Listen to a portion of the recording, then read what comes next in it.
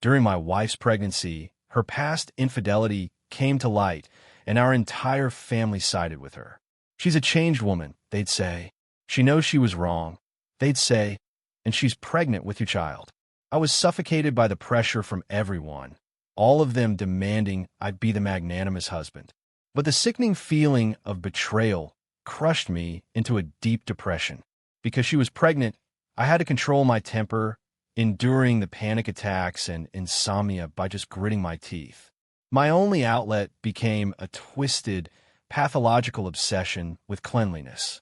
My wife, Isabella, was always gentle and soft-spoken. "It's all right, Davis," she'd say. "I'll follow all your rules. Once the baby is born, we can go back to having a good life together." From that day on, she disinfected everything she touched, wore gloves to make contact with me, and slept in a separate bed, all without a single complaint. "It's fine," she'd murmur. "I'm the one who did something wrong."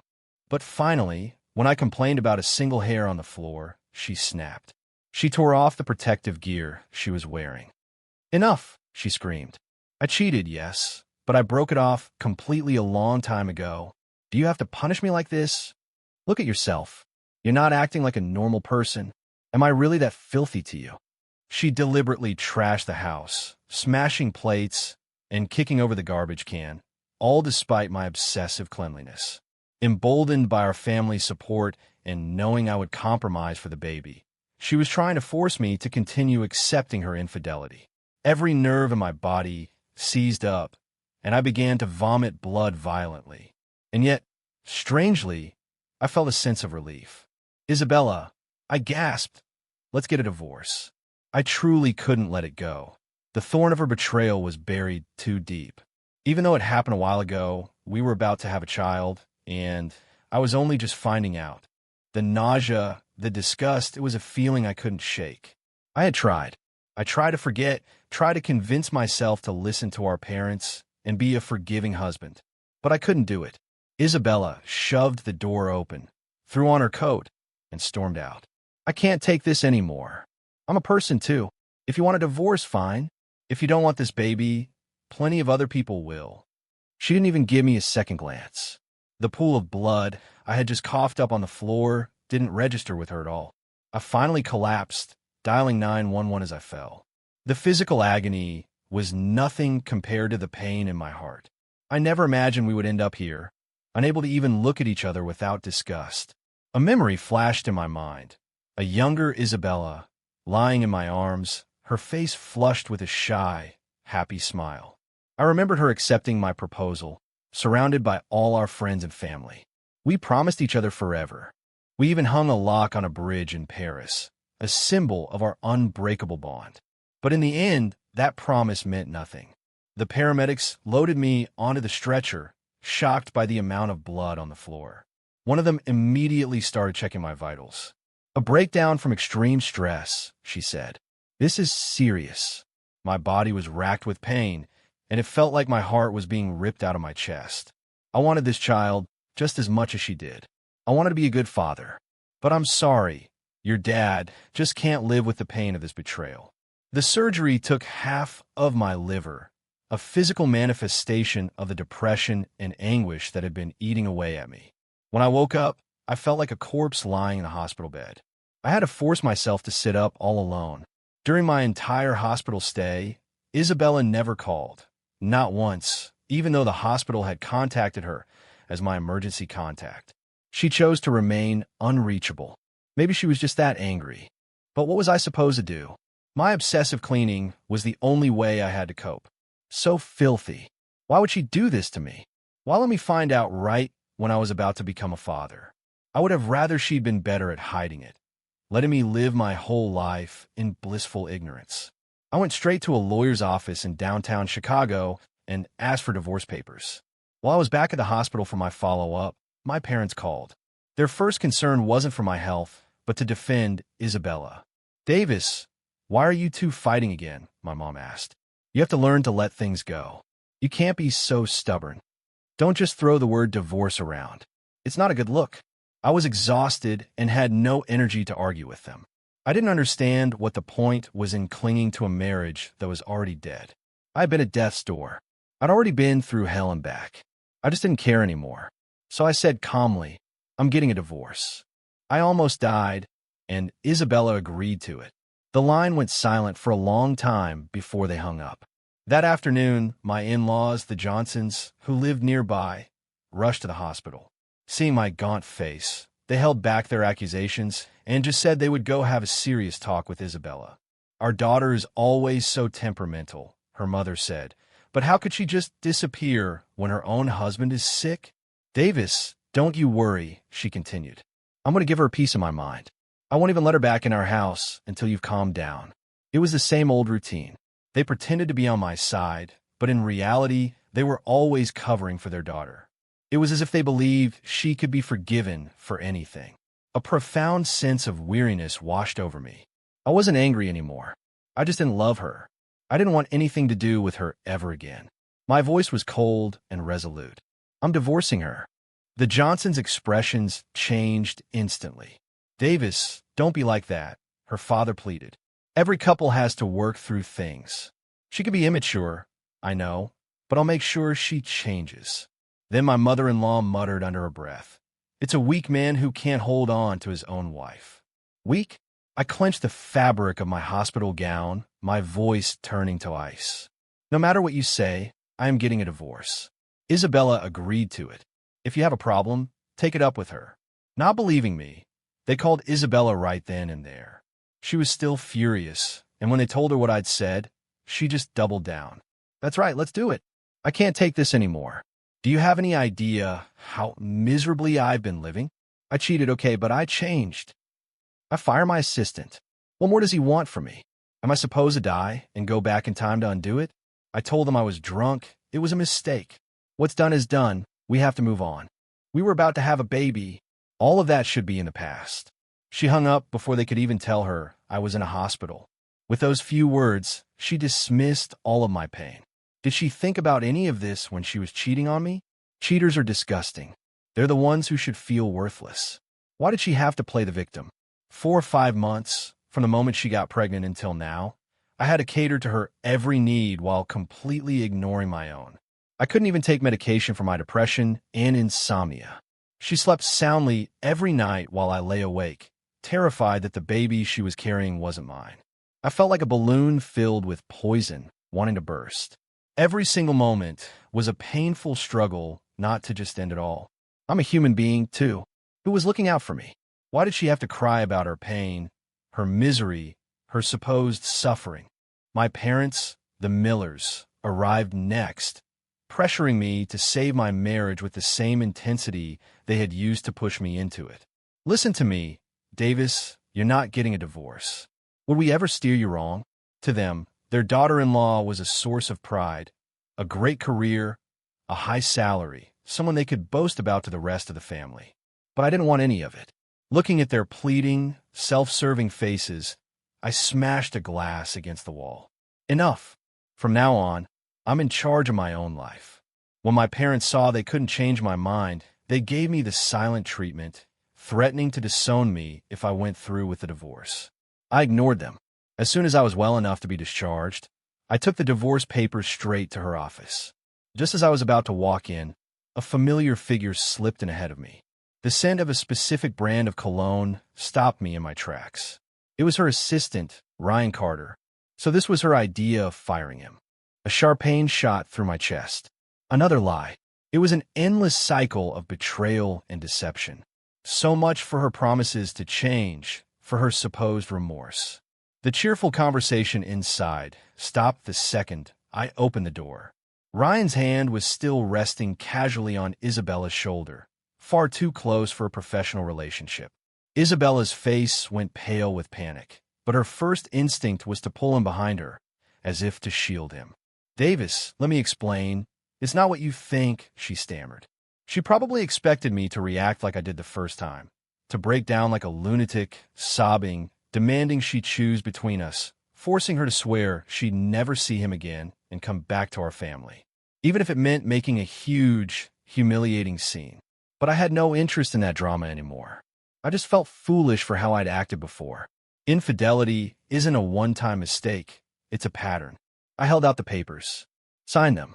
It's the divorce agreement you already agreed to. It'll be final once you sign. Isabella finally seemed to notice the color of my face. It was deathly pale. Davis, she began. She had assumed her parents were exaggerating about my condition, just to guilt her into coming to the hospital to placate me, which is why she had put it off for so long. She wanted to teach me a lesson, to make me back down. But now, seeing me in person, she was at a loss for words. Davis, I'm so sorry, she stammered. I had no idea you were this sick. I was just so angry. Ryan's eyes welled up with tears, putting on his best victim act. Davis, please don't misunderstand. It's all my fault. I can't survive without this job. I know what I did was wrong, and I swear, there's nothing going on between me and Isabella. Please don't think the worst. That day was an accident. I'm in the lowest possible position here now. I'm begging you, just let me keep my job. He looked more and more pathetic as he spoke, as if he was about to drop to his knees. As he backed away, he bumped into a bookshelf, sending it toppling over. Isabella's first instinct was to jump in front of me, but the moment Ryan cried out, she spun around and pulled him into a protective embrace. Completely forgetting she was pregnant, she checked him over frantically. Are you okay? Are you hurt anywhere? I had already moved out of the way. The bookshelf scraped past my shoulder as it crashed down, filling the air with dust that choked me and made my eyes burn. You can't fake a reflex like that. I had never been her priority. Isabella had never gotten over him. Then I looked down and saw that a book had fallen open, and from its hollowed-out pages, a used condom wrapper had tumbled out. The sight sent a shock wave through my compulsions. My stomach churned violently, and a wave of nausea so intense forced me to double over, dry heaving helplessly. Only then did Isabella seem to remember I was in the room, rushing over to support me. Davis, are you okay? She asked. I recoiled and shoved her away with all my strength. Don't touch me. Get away from me. Get out. No matter how much I tried to hold it together, I couldn't stop the tears of disgust and despair. So filthy. Everything was just so filthy. I was the one who had been wronged so terribly, yet not a single person had taken my side or spoken up for me. They all just told me to forgive, to move on. I shoved past them and ran for the restroom, where I threw up until the world went dark. Feeling sick again, I went back to the hospital. As I was about to leave, I saw a commotion at the entrance. My parents were there. They had Ryan cornered, and my father slapped him hard across the face. You damn homewrecker, my mother screamed. You think you can mess with my son? How dare you go after a married woman? You have no shame. It turned out Isabella had brought Ryan to the ER for a small cut on his foot and had run right in my parents. A crowd had gathered, shouting insults. Shameless, someone yelled, and with such a clean-cut face. Ryan, pale as a ghost, broke free and ran towards the roof access stairs. The red handprint on his cheek only made him look more fragile and innocent. Isabella, who had been at the pharmacy, came running. She didn't see anyone else. She didn't see me. Her eyes were only for him as she called out his name, begging him not to do anything rash, using the same soothing tone she once used on me. Ryan, I'm here for you. Don't do this. As long as I'm here, we can solve anything. Ryan tearfully confessed his love for her, looking utterly broken and pitiful. Isabella, I'm so sorry. I truly love you. You can't control who you love, but I've tried to bury these feelings, he sobbed. I'm so ashamed. Please, just let me go. I'm so sorry for ruining your family. I just hope Davis stops giving you such a hard time. My parents scoffed. Un homme requiert training suicide. How pathetic. For the first time ever, Isabella, who had always been so respectful to my parents, turned on them. Stop it, she screamed. Will you be happy when he's dead? Isabella continued to plead with Ryan, promising him anything he wanted. Ryan just bit his lip, looking fearfully at my parents. Then, to appease Ryan, Isabella turned her fury on my family.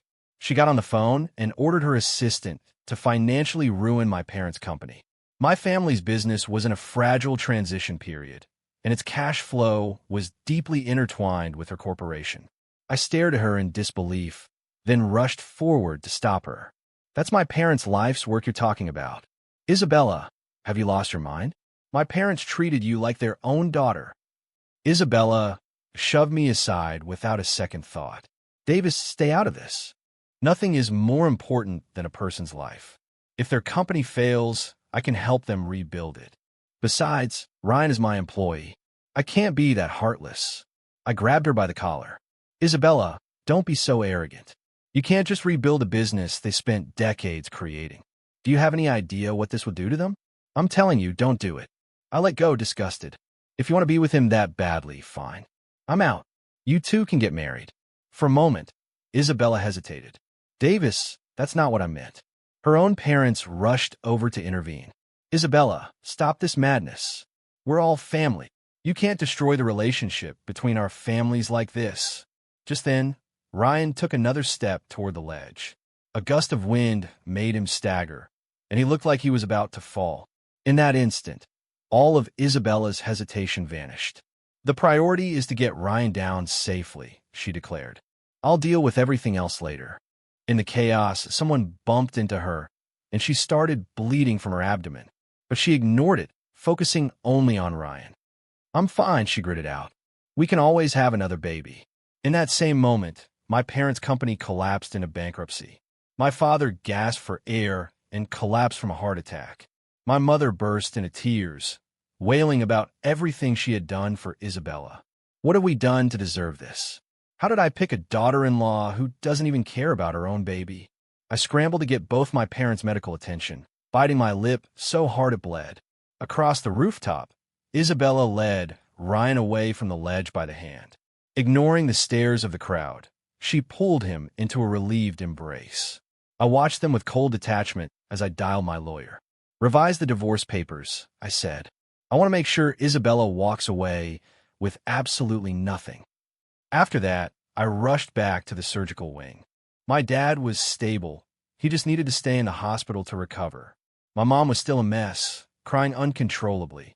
She had finally seen Isabella for who she really was. She grabbed my arm and said, Davis, I was wrong. You should have divorced her long ago. The Johnsons had followed us, and hearing my mother's words, they immediately went into damage control. Please don't say that, Mrs. Johnson pleaded. Isabella must have been manipulated by that boy. Just let me talk to her. We're family, and she's still carrying your grandchild. My mother wiped her eyes. She never respected us. Her company only got off the ground because of our family support, and now she throws it all back in our faces. She repays our kindness with cruelty, all to appease that boy. My mother-in-law took my mom's hand. Come on, we've been friends for years. I know my daughter was wrong, but she'll change, I promise. Just give me some time. I'll make this right. My mother pulled her hand away. No, I'm done interfering. This is Davis's decision now. Besides, who even knows if that baby is his? With my parents finally giving me their full support, a weight was lifted. I no longer had to worry about them standing in my way. I was free to do what needed to be done.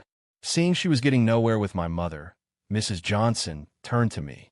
Davis, I've always thought of you as my own son. I would never let some piece of trash like that into our family. You can rest assured. I remained unmoved. My lawyer will be handling everything from now on. Don't be surprised when I treat you like strangers in the future. She started crying, blocking my path. Davis, please, we've been family for so long. Don't be so cruel. We could talk this out. I'll go get Isabella right now, okay? I sighed, offering them one last courtesy for old time's sake. I'll make sure you two have a retirement fund set aside. As for the rest, everything Isabella took from my family, I'm taking it back. I'm sorry, Mrs. Johnson, but I can no longer be the obedient son-in-law you want. My in-laws clutched their chests, looking faint with anger. They finally understood that my family was done with them. As they were leaving the hospital wing, they ran into Isabella, who had finally coaxed Ryan down from the roof and was now silencing anyone who tried to speak to them. She seemed afraid that even a single word from a stranger might upset him. Her mother couldn't take it anymore and yanked Isabella away. Is he your husband?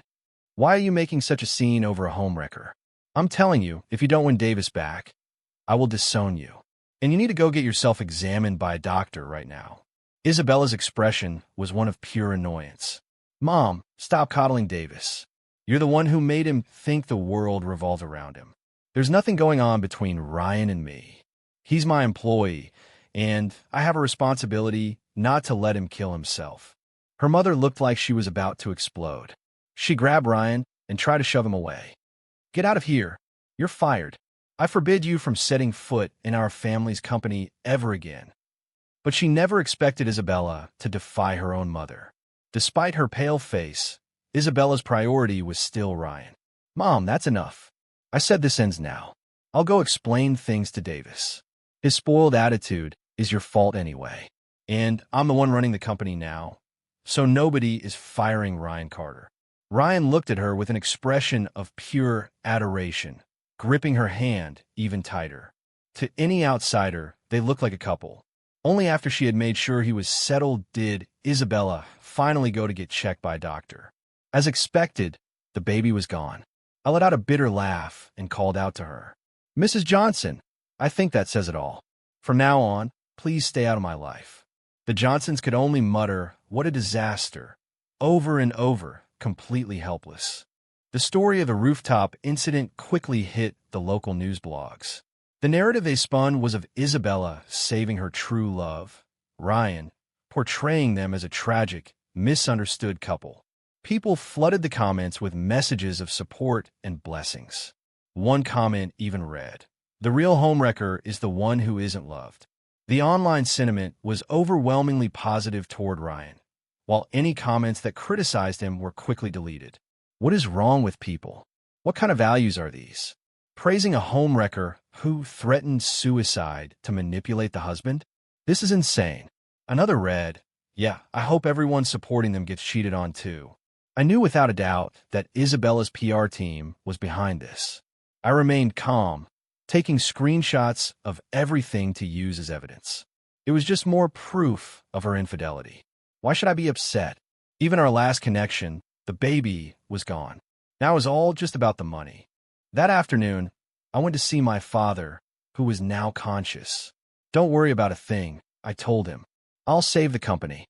I won't let your life's work disappear." His lips were pale as he spoke. "Good boy. I was wrong. I fully support your decision to divorce her." My eyes burned with unshed tears. It felt like I'd been walking this path toward divorce for an eternity. Everyone around me thought I should be generous, that I should be tolerant, that I should believe Isabella when she said she would change. My lawyer was fast. He gathered all the necessary evidence. In the midst of it all, Ryan even had the audacity to send me a text, feigning an apology while clearly gloating. "Hey Davis, it's all my fault. I've been in a really bad place lately, but Isabella has been here with me the whole time, so you don't have to worry about her." I blocked his number immediately. He was nothing but a clown. 3 days after I officially filed, Isabella finally tracked me down. She stared at the legal summons in her hand as if she couldn't believe it was real. "Davis, are you seriously still on this divorce kick? I told you, I'm exhausted. Besides, have you ever stopped to think about why I cheated in the first place? It's because you always have to have things your way. You never listen to me. I just want to let loose for once. Is that so wrong?" My hormones were all over the place during the pregnancy. I smirked. "You're right. That's why we're getting a divorce." Her tone softened immediately. "That's not what I meant. I'm saying we don't have to take it this far.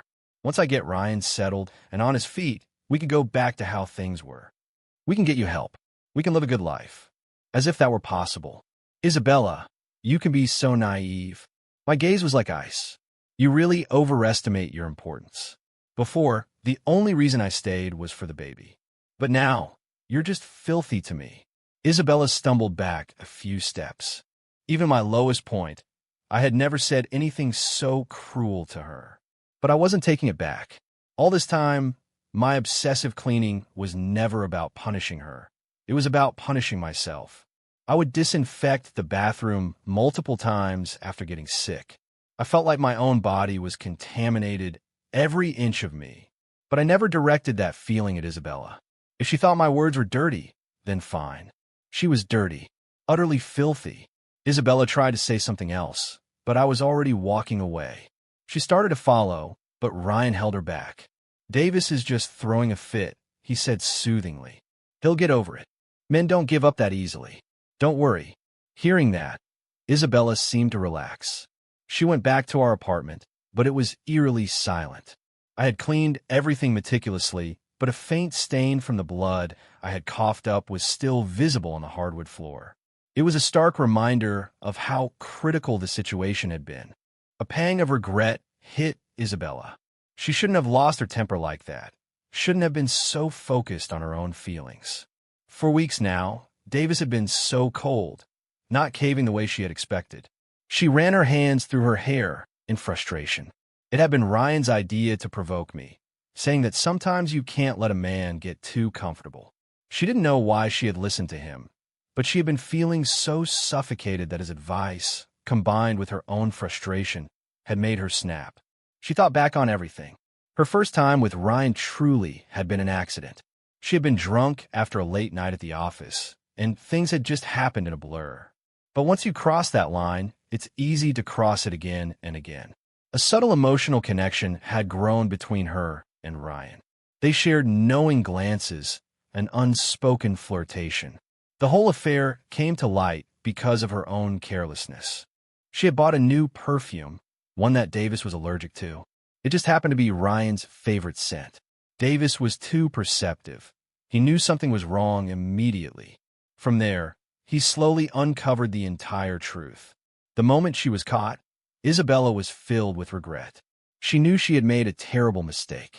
She didn't want to lose her family. She loved Davis. They were about to have a child together. It had been a momentary lapse in judgment, a loss of control. That's why she apologized, why she promised to change. Both their families had sided with her, helping her convince Davis to stay. And eventually, he had relented. At the time, Isabella had sworn to herself that she would do whatever it took to protect their second chance. She knew she was the one in the wrong, so she was willing to do whatever Davis asked to make it right, especially with a baby on the way. But then Ryan came back. He was crying, saying he couldn't go on, begging her for old times' sake, just to help him get a job. He promised he wouldn't cause any trouble. Thinking it was a small thing, Isabella had inexplicably agreed. Looking back now, she was filled with regret. She felt like her head was about to split open. How had everything spiraled so far out of control? She didn't understand why she had been so captivated by Ryan back then. Maybe she did have some feelings for him, but she was always clear on her priorities. She had a family, a husband, a baby on the way. Ryan was just a fling, a distraction during a stressful time. She knew it made her a terrible person, but she couldn't help it. Everyone craves a little excitement. But if she were forced to choose, she would always choose her family. As she was lost in thought, her phone started ringing repeatedly. It was Ryan. In the past, Isabella would have answered immediately, but this time she let it ring.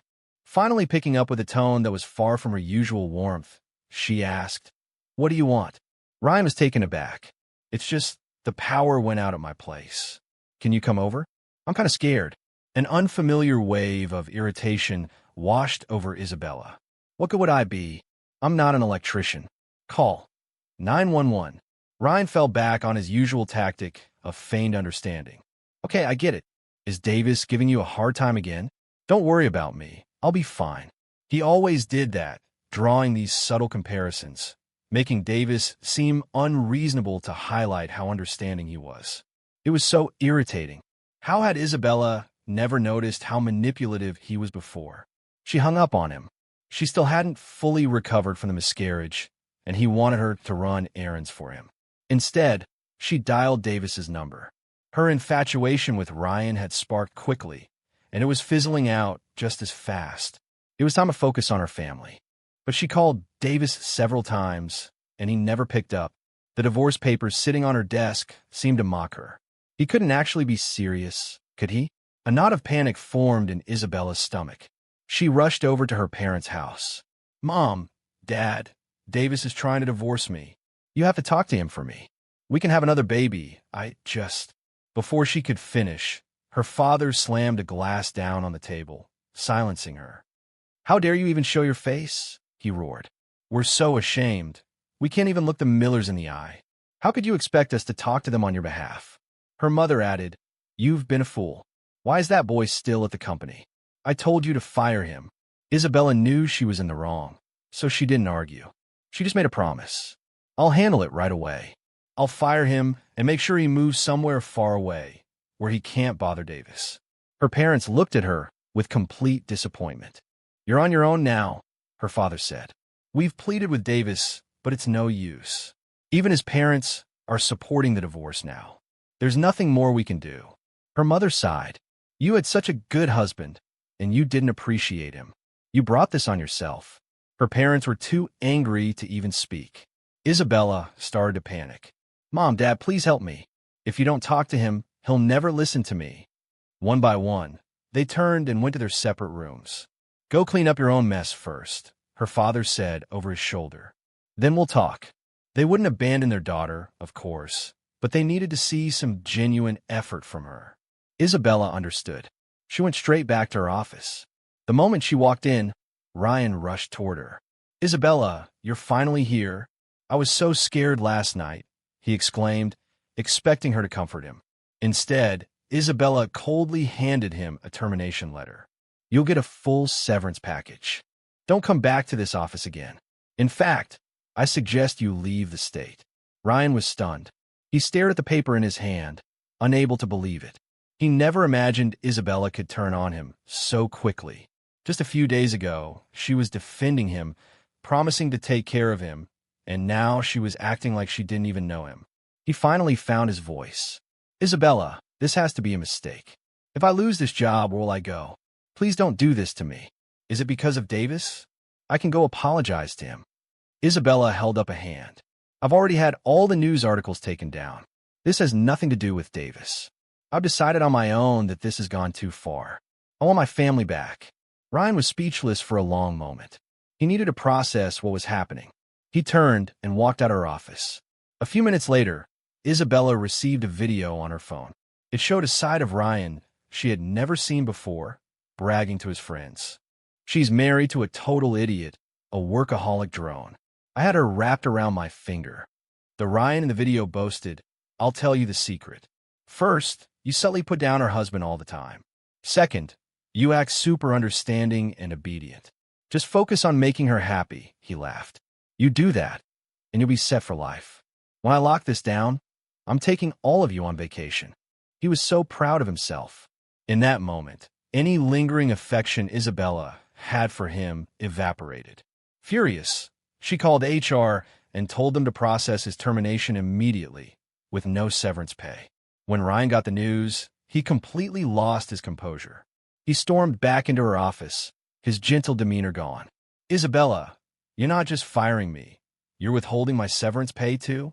Isabella tossed her phone onto the desk in front of him, the video still playing. Did you have fun playing me for a fool? She seethed. She was shaking with rage. To think she had risked her entire family, her entire life for a man like this.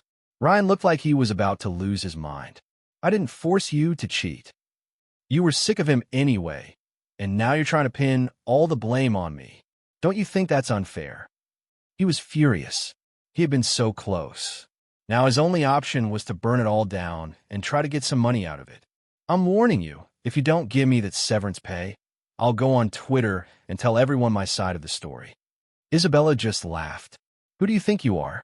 If that's how you want to play it, believe me, I have 1,000 ways to ruin you. She wasn't a kind person by nature. She had only shown her softer side to Davis. Ryan clearly didn't understand the situation. He switched back to his pleading act. Isabella, we ended things a long time ago. We're just colleagues. Davis won't even care about this. Isabella was adamant that he be fired. When Ryan refused to leave, she had security throw him out. But that wasn't the end of it. She soon received another video. It was more of Ryan bragging again. I even made her choose between me and her husband, and she chose me. All I had to do was go up to the roof and cause a little drama. He laughed. Of course I wasn't really going to jump. It was just a way to twist the knife in Davis's heart. She was even willing to lose the baby for me. And of course, everything had gone exactly as he'd planned. It had been a complete success for him. Isabella was incandescent with rage, nearly destroying her own office. Bastard, she screamed. He had taken her feelings and trampled all over them. What she thought was a genuine connection had just been a game to him. She felt like she was going insane as the regret grew and grew inside her. That night, Ryan went viral. He started a TikTok live stream, planning to play the victim and cash in on the sympathy. But Isabella immediately joined the live stream and systematically destroyed him, exposing him for the fraud he was. She even called him while he was live, her laughter bordering on hysterical. "Ryan, you're a pathetic excuse for a man. You want to die so badly? Why don't you go ahead and do it now?" The thousands of people who had supported him online turned on him instantly. "The homewrecker really should just die," one comment read. "Let's not promote this kind of garbage." Ryan was canceled completely and utterly. But Isabella wasn't finished. She dug up evidence of his corporate malfeasance. He had made plenty of mistakes in the past, but she had always covered for him. Now she filed a lawsuit, intending to send him to prison. Ryan finally panicked and began to beg Isabella. "Please, I'm sorry. I'll disappear. You'll never hear from me again. I'm begging you. Please don't send me to prison." But Isabella wouldn't listen. She pushed forward with the lawsuit. In the end, Ryan was sentenced to a year in prison. After dealing with Ryan, Isabella's heart was pounding. The whole ordeal had made her realize just how precious Davis was. She went straight to my parents' house to apologize. She brought gifts for my parents, but they threw her out. My father had lost all respect for her. "I worked my entire life to build my company," he told her, "and I trusted you enough to bind our futures together. But to you, our family meant less than that, boy. My son is doing the right thing. He should divorce you." Isabella was distraught and apologized profusely. "Dad, I know I was wrong. I wasn't thinking straight, but I've cut him out of my life for good this time. I even sued him, you know that. I took care of it as fast as I could." My father ignored her. "Don't expect me to put in a good word for you." Isabella's face fell. "Then can you at least tell me where Davis is? He won't see me. I can't find him anywhere. Is he here?" My mother came to the door and laughed in her face. "It's for the best that you can't find him. I no longer approve of this marriage." Seeing that their daughter was finally showing some sincerity, the Johnsons came over as well. They pleaded her case. "Please," her father said, "this is a family matter. You can see she's serious this time. Just let Davis come out so we can all sit down and talk like a family." I couldn't listen to any more of it. I pulled back the curtain and stepped out. What is there to say? Our divorce is happening. There's no other way. "Isabella, I just think you're filthy." She knew she had no defense, so she just repeated herself. "I know I was wrong. Don't worry. I respect your compulsions. I'll wear the protective gear again. I even bought a better one. Nothing will get through." I laughed. Since leaving her, all of my negative feelings had vanished. The depression was gone. The obsessive cleaning was gone. My life had become peaceful and happy. Why would I ever choose to go back to that misery? Hearing my final decision, my parents ushered them all out. "Go on, get out," my mother said. "My son's well-being is what's most important. He's made his choice, so stop causing trouble on our doorstep." Isabella kept coming back for days, pleading, but no one ever opened the door. Then, in a stroke of bad luck, she got into a serious car accident. Her parents were heartbroken, and they directed all their anger at me. "Davis, do you have any conscience at all?" Her father screamed at me over the phone. "If Isabella hadn't been so distraught over you, she never would have crashed her car." I was speechless. I never asked her to chase after me. It was a ridiculous attempt to guilt-trip me. Even while she was recovering, I pushed forward with the divorce proceedings.